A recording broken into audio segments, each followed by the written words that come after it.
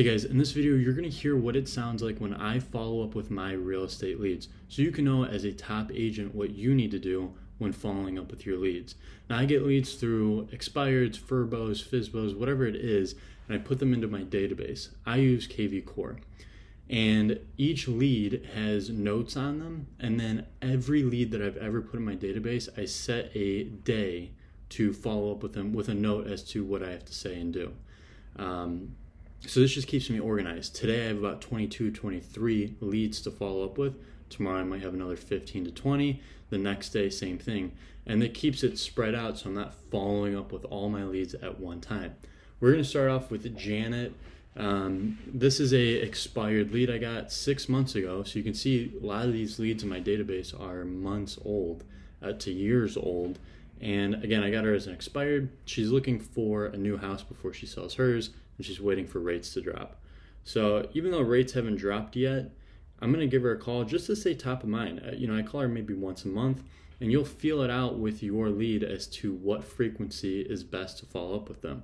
Sometimes I do once a week, once a month, once every 6 months, to every single day.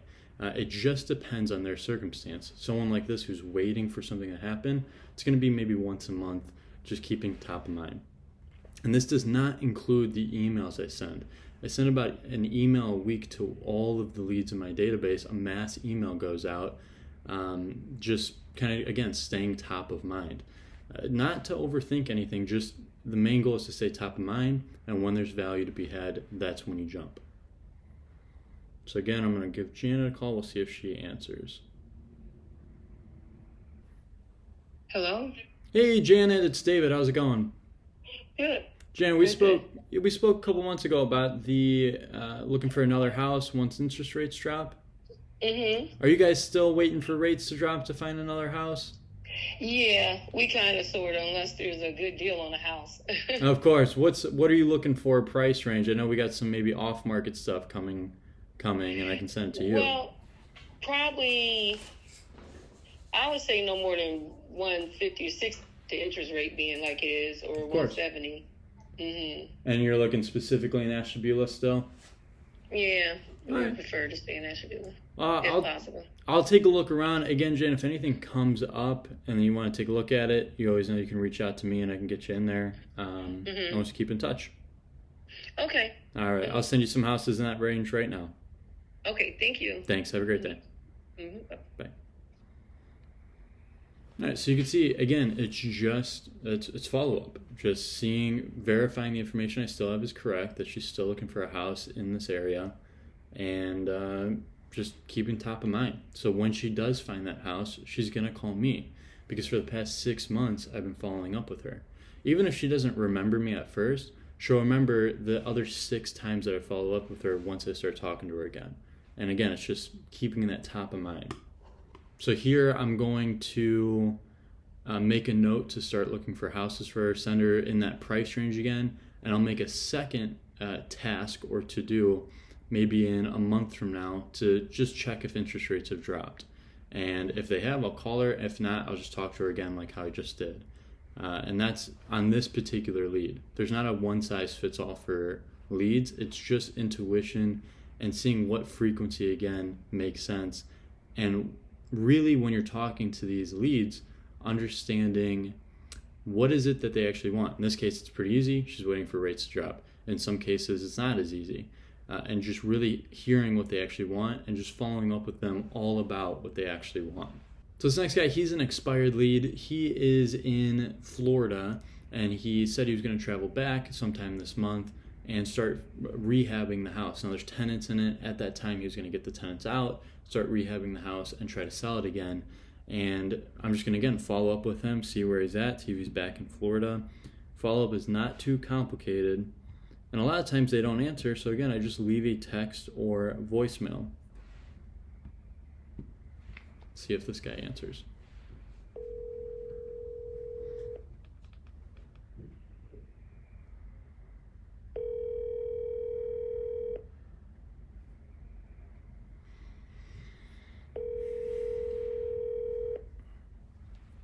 Your call has been forwarded to voicemail.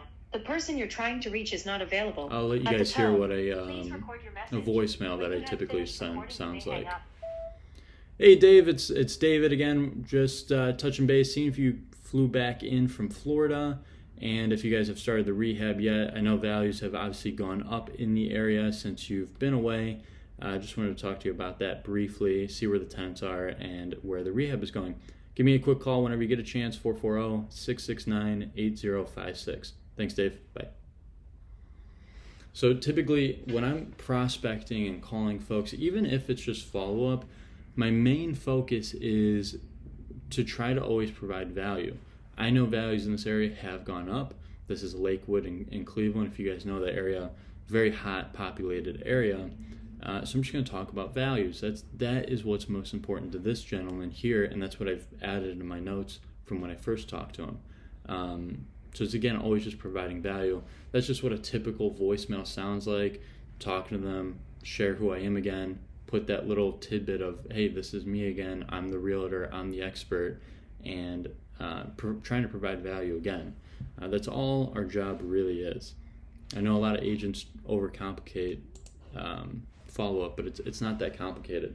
And this guy, since he didn't answer, I'll send another task for a week from now, a reminder to do the same thing I just did and try to get him to answer the phone. And it's all different. You know, the last lady was a month. This guy's a week because the urgency, it's a little bit more urgent to follow up with him since he's going to be rehabbing the house and putting it on the market. So again, it's just intuition.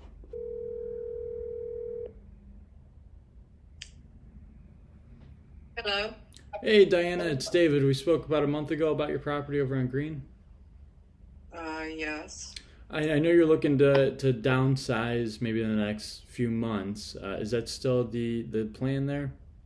I don't know. I've been thinking about it, and then I walk on it, so I haven't been. Sorry, say that again. I think you broke up a little bit. I said that I think about it, I waffle on it, and then I put it on the back burner for a while. All right. No, I totally get it. It's a big decision. Well, I just want to let you know some of the good news. We recently just saw a property, 4-bedroom like yours, right on Green Drive, sell at $190. Did you happen to see that one as well? No, because it depends on where it was, and I usually stay on my side of the neighborhood. Occasionally I'll drive around, but not too often. Well, this one was right on Green Drive, just a few houses up from you. Few houses up which way? A little bit north, but not too far north. Oh, okay. I did see a house that was up for sale, but I hadn't really paid much attention to it. Well, it's sold at $190, so that's great news for your property if you ever do decide to sell. Well, my question is how old was the house? The house was 1972 year built. Okay. Just for your info, the original portion of this house was built in 1888. Okay. And then, but all of the documentation that they have at City Hall says it was built in the 40s. Oh, wow. The reason why I know it was built in 1888 is because when I purchased this house, a document accompanied all of the paperwork that said the house was built in 1888. When I requested the information from the closer, which is the truth, he had made a smart comment about leave it to a woman to see this, you know. Oh, and wow. I said, well, I just want an explanation. Wow. And the original portion of the house was built in 1888, and then it was expanded, and the upstairs was placed on the house 10 years before you purchased it, but there was some things going on with the house being built, added, and so forth since then. I said, then why do all the documents say 1935, 1945 other than this one document? And he said, well, basically that's when they really started keeping records, was then. Okay. Well, and I found out the history from a neighbor who researched the whole neighborhood. And my house was the original house in this neighborhood. Wow, that's amazing. So that's why I'm saying I don't know if this house would bring as much as a newer built house. And I'm not sure. Well, it definitely wouldn't, depending on the updates that you've done inside. But it at least is good news to show you what the values are capable in that area, and what similar home specs are selling for. If you were looking to downsize, where would you be looking to go to? I want to buy a tract of land. I want to buy some land, and then I will make my decision. It's a toss-up between traveling and just using that as a home base, or getting a log cabin kit, small house, and have it built on the land. I don't know what right now. I'm kind of wanting to get away from people. Hey, I hear you. The log cabin kit would be really amazing. Yeah, I've thought about that, but then again, it depends on what kind of money is available. Of course. To make that transition. Would you? 117, 116, 117 on this house. 117 on the house, yo? Yeah, something about that, around there. Okay, would you potentially be open to, I live right in the area. I could stop by anytime and just share with you what you could sell the house for, and then you at least have the information whenever it is, whenever you do decide. Not at this time, because I know the real estate market fluctuates quite a bit, yeah. Yeah. But at this time, when I make my decision, I have to be firm in my decision and say, okay, this is it, I'm doing this, and then, it's a matter of putting all the ducks in place. Yeah. And because you can sit there and tell me, oh yeah, your house will sell for, 190,000, but then if it sits on the market 3, 4, 5, 6 months, right, something's wrong. They totally understand, yeah. And I'm just like, looking at that whole picture. Do I want to go that route, or do I just want to say, it's enough, I'll get what I can and get the hell out? Well, that would be what I would discuss stopping by, but I totally understand you wanting to wait. Good news is this year, I've sold quite a few homes just year to date, and they're all selling in under 30 days. So especially in the area that I work. Obviously, I work this area. I know this area very well. I would love to stop by anytime. Just have the opportunity to earn your business whenever you do decide to do something. Whether that be in a month from now or a year from now, it doesn't make no difference to me. But you have a great property. It's very lovely. Well, I try right now. The yard don't look too good because we're just coming out of winter. Of course, yeah. Right now. But compared to what it looked like when I first moved in, yeah. Oh, wow. 100% better. In fact, when I redid my house on the outside, added the 10-foot gable roof, people were knocking on my door in the neighborhood and congratulating me on what I had done to the house. And they said, at this point in the game, your house is the best looking house in the neighborhood. Wow. And that was back in the 2000s when I did that. It was incredible. So I have put some money into this place, and that's why I think I'm having such a terrible time making my decision. Totally understand. It's a lot of emotions tied to the house, I would imagine. Yeah, there is, because I've done a lot of things here that people told me I would never get done, and I did get it done. Well, I'd be just even interested in seeing the house. I'm going to be in that area Wednesday of next week. If you want, I could stop by for 15 minutes and just drop off my business card, take a look at it quickly, and get out of your hair. But I'd just be interested in seeing all the work you've done to the house.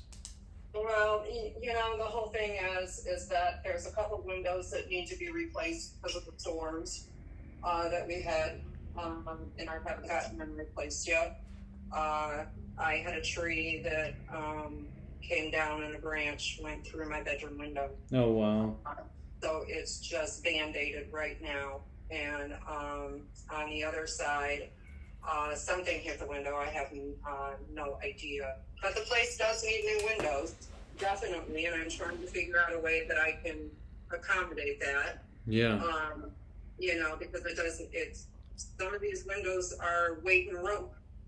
Right. And some of them are. And I know that's going to detract from, the price. And that's why another reason why I'm so hesitant is because I know it needs new windows. And there was an opportunity that I was going to replace the windows, but then I found out something else was wrong, and I straightened that out first. Yeah. And it took a window money. So I can look past windows. If it's just windows and such, I could look past that. Just kind of, get a feel for the house. See if it's very similar to a different house I've sold in the area, or if it's completely unique.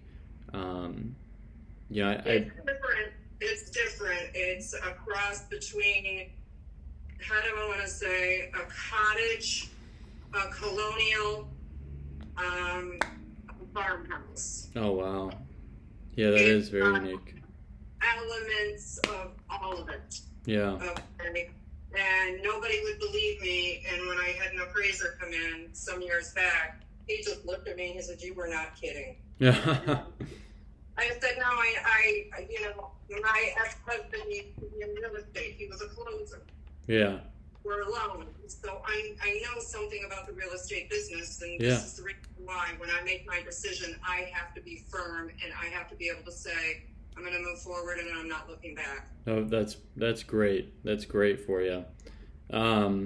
Would maybe 4:00 on Wednesday work for you if I stepped out briefly? Well, the whole thing is I can't guarantee I'm going to be home at that time because I have a lot of appointments. Yeah. I have a lot of appointments going on, and I can't guarantee that I will be here because I have to be in Ashtabula County most of the day. Would Thursday then work better for you? Same thing. Same thing on Thursday too. Thursday next week is bad. What day would be best for you then? Right now, I really can't tell you that. Totally understand. Yeah. It's Tuesday, Wednesday, Thursday. And I don't know what's happening on Monday and Friday as of yet. Okay. So I can't really give you a specific time. You can do a drive-by, Yeah. get your car in, Yeah. and so forth. Ignore the hot tub on the back patio. Okay. That's going by the wayside. Okay. This year I'm gonna junk the thing. Yeah. There's just some things that aren't up to par, and I know that, and I'm going to be working on them. Gotcha. Okay. Well, Okay. could I give you at least a call Wednesday, see kind of where you're at, and see if it does make sense, or at least drive by it and give you a call Wednesday?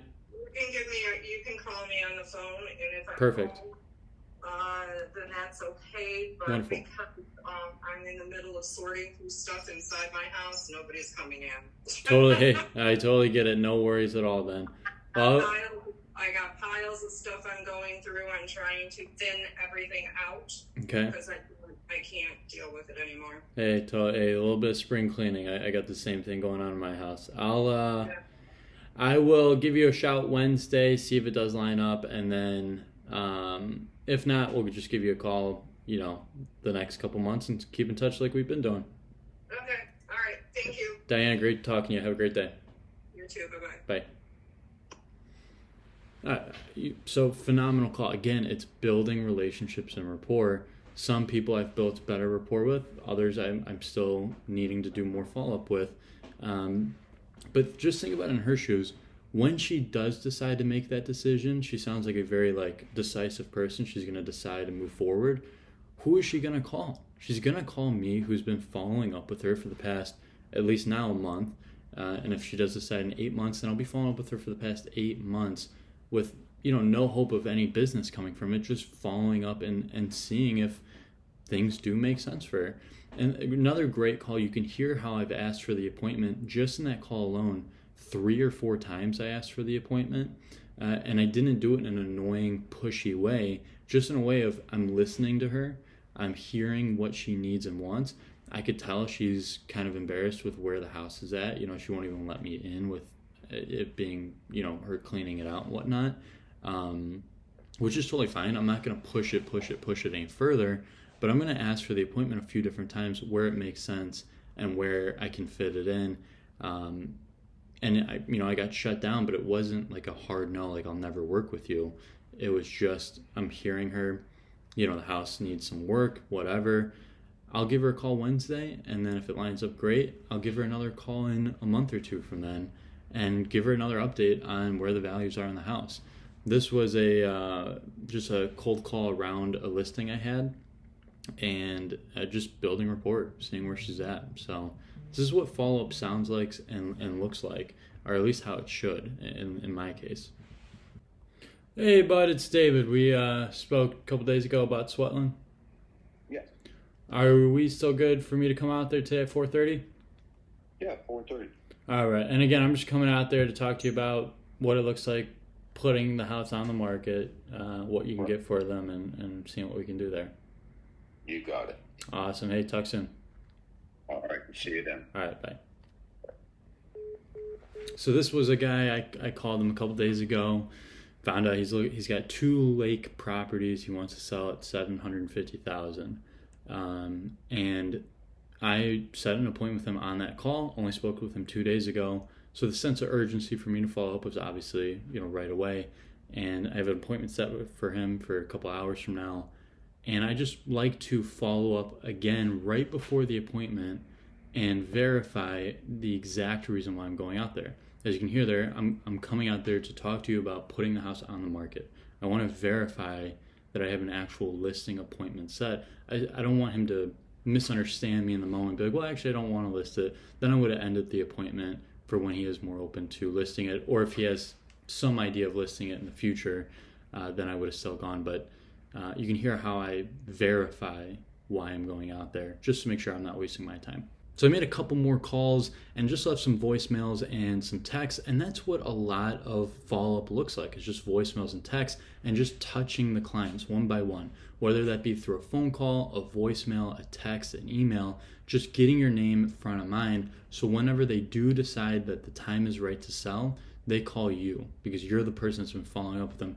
whether it be for a week and you set the listing and it's great, or 6, 7, 8, 9 months to 2 years. It doesn't matter. That it doesn't mean you're not getting the business. It just means it's taking longer. And most of my leads are 6, 7, 8 months to a year before they turn into actual business. So just understanding that and really focusing on that. I can't give you guys a script. I know some people ask me for scripts on following up with people.